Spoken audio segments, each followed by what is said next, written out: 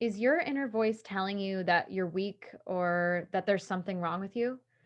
If so, you're absolutely not alone, and you're most definitely in the right place.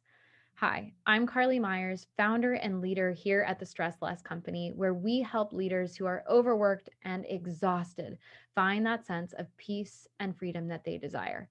And this month on the Stress Less Show, we're going to be talking about how to thrive in business during these exceptional times. And I brought on an incredible friend and guest, Shulamit Levtov. I, I'm so excited I got that right.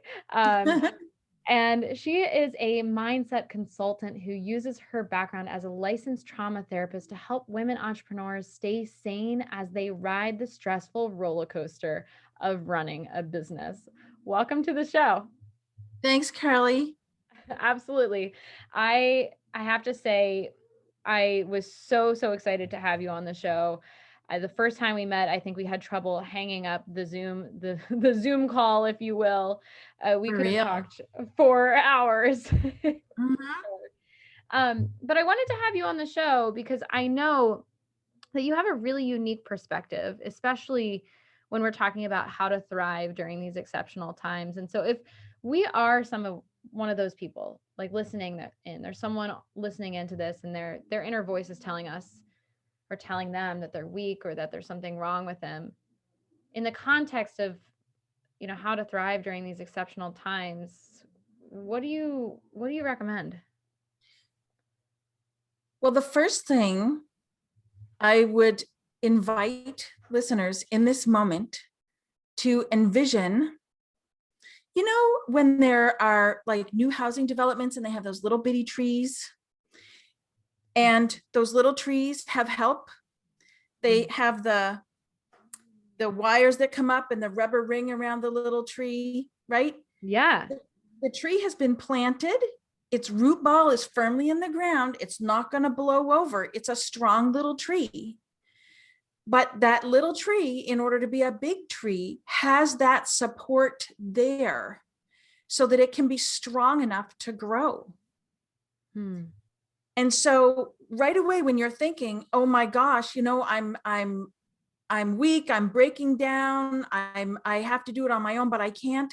If you can imagine that little tree and how everybody has seen how suburbs grow, right? And you go back in 10 years and those trees are huge, Mm-hmm. right? That you can imagine that and envision the truth that you're really stronger with support, that anything that's having a hard time is stronger with support, right? Walls are stronger with support, dams are stronger with support, and people are stronger with support. And I think the very first thing in terms of thriving is to be kind to yourself and to validate yourself and say, it's okay for me to ask for help. It will make me stronger to do so. Yeah, because I feel like we were talking about this before we hit the record button, but we oftentimes there's this like I don't know if it's societal or if it's passed down from I don't know. We're not going to get into that, I guess, but there's this voice that tells us that if we ask for help, that we're weak or that something's wrong with us, or Yeah. um, I don't know where that came from, but it to me seems like it's not very supportive. It isn't supportive. Well, we live in a world, right, that's a competitively oriented world.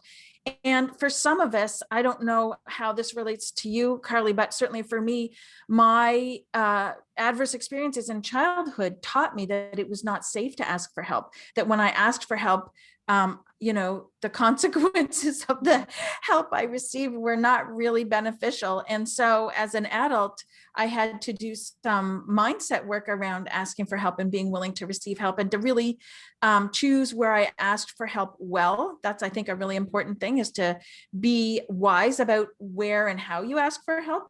But then when you do that well, you come to understand like how much stronger you are with that experience of support behind you. Yeah, actually, that's such a good point, about being really clear about and I may be reading between the lines here, but where is a good place to ask for help or who is a good person to ask for help? One of the things that you may hear me say over and over again is, the definition of insanity is continually showing up and doing the same thing and expecting different results. Yes. And I think the same thing goes for our support systems. If we go to the person that we know is just not capable Yeah. of support. But yeah, no, that makes total sense in terms of, adverse childhood experiences. My journey to where I'm at today, I, a lot of folks know my story, but the short of it is that I was struggling with my own stuff, and I opened up and I asked people for advice, and I got the worst possible Yeah, advice. absolutely. It didn't help. And so that then began the process of not wanting to ask for help and rewiring that. Yeah. And you touched on something else about people thinking that there's something wrong with them. And this relates to both of our experiences too. People under really extreme conditions will break down and then blame themselves. Mm. And I will frequently say, what's happening with you, this in quotation marks, breaking down, is a normal response to an abnormal situation. What's abnormal is what's happening to you. What's normal is how you're responding, because our bodies are designed to give us feedback. And so when they, in quotation marks, break down, that's actually good news. Because if you stop to think about it, like if you cut yourself with a knife and didn't bleed, wouldn't you think that was weird? Like, what the heck? Right? Your blood is coming to help heal the hurt. And in the same way, the symptoms are coming, the things that are the quote unquote breaking down is coming to let us know that we need to attend to ourselves so that we can be sustainable and be strong and carry forward. So breaking down is good news, really. I mean, it sucks, right?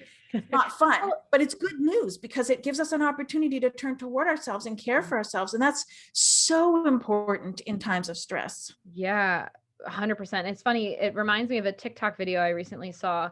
Very similar concept. This guy was talking about how it's just stimulus and it's just the pain Yeah. response. And so he was Yeah. talking about how, you can put, when you were a kid, you put your hand on the stove, it burned you and you're like, ow, okay, not doing that again. Or, Yeah. whatever, different scenarios. And he was like, and when I was a kid, there was a situation that would make me sad or angry or upset, and I was told that that response was unreasonable.